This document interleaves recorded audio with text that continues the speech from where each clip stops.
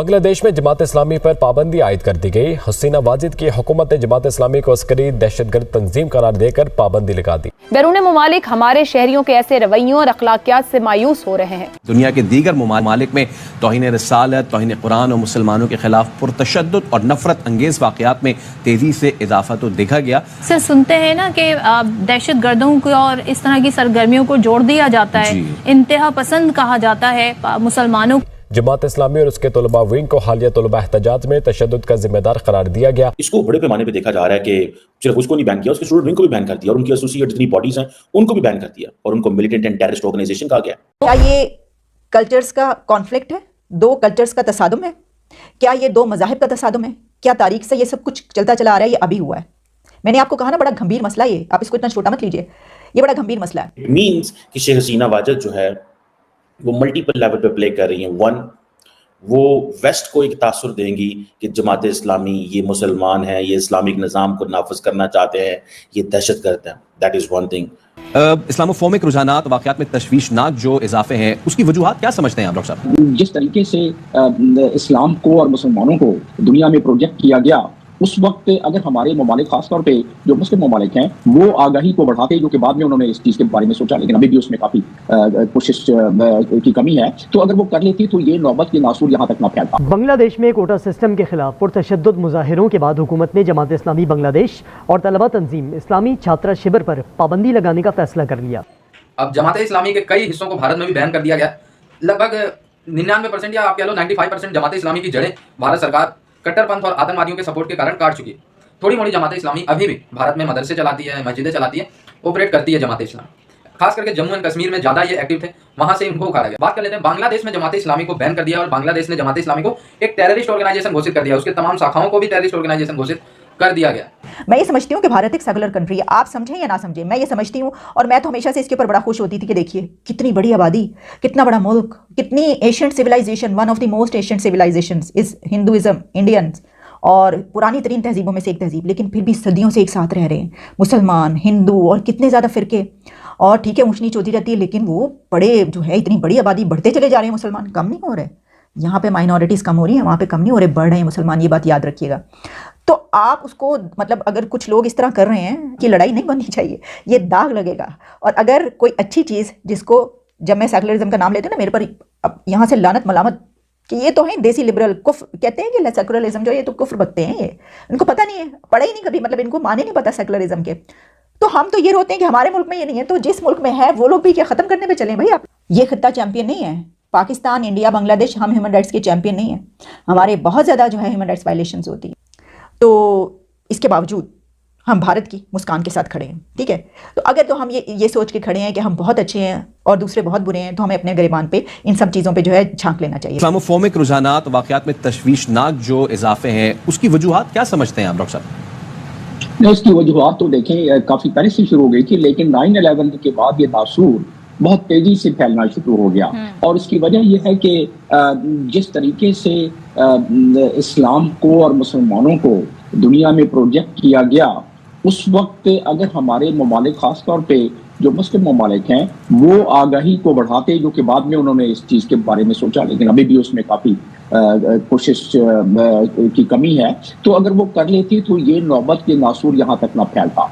अब हो क्या रहा है? वो ये हो रहा है कि जो भी दुनिया में गलत खास तौर पर दहशतगर्दी के हवाले से बात होती है, तो लोग अपने तस्वुरात में उसको मुसलमानों से और इस्लाम से जोड़ना शुरू कर देते हैं, जिसकी वजह से ये रेजोल्यूशन पास किया गया। बांग्लादेश के अंदर शेख हसीना वाजिद जो हैं वो उन्होंने एक बड़ी इस्लामिक पार्टी जमात इस्लामी जो है उसको बैन कर दिया।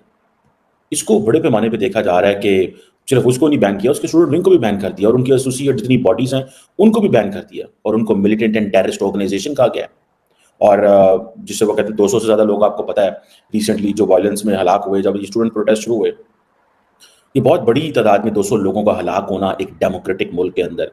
लेकिन जमात इस्लामी जो है और उसकी स्टूडेंट बॉडी का, इट मीन्स कि शेख हसीना वाजिद जो है वो मल्टीपल लेवल पे प्ले कर रही हैं। वन, वो वेस्ट को एक तासुर देंगी कि जमात इस्लामी ये मुसलमान है, ये इस्लामिक निज़ाम को नाफिज करना चाहते हैं, ये दहशतगर्द हैं। That is one thing.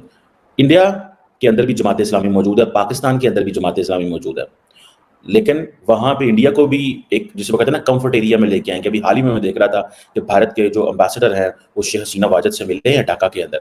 और आप मजे की बात है, अगर आप देखें तो वो जिस अंदाज से अम्बेसडर साहब मिले हैं शेख हसीना वाजिद को, they were sitting just like बराबर जैसे वजीर आजम मिल रहा होता। यानी कि Indian ambassador in Dhaka was meeting Sheikh Hasina Wazed जैसे दो इक्वल लोग मिल रहे होते हैं। और अब अम्बेसडर जो है पूरी दुनिया में अम्बेसडर्स जो इंपॉर्टेंट मुल्कों के अम्बेसडर होते हैं उनको मिला जाता है।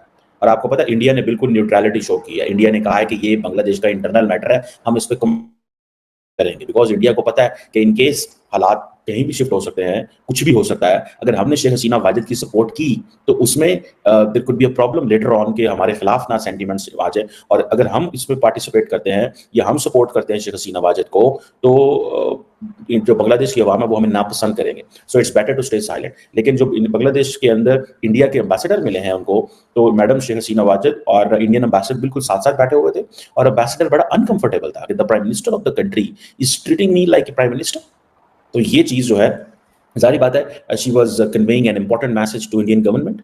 वो इंडिया की गवर्नमेंट को एक इंपॉर्टेंट मैसेज कन्वे हो रहा था।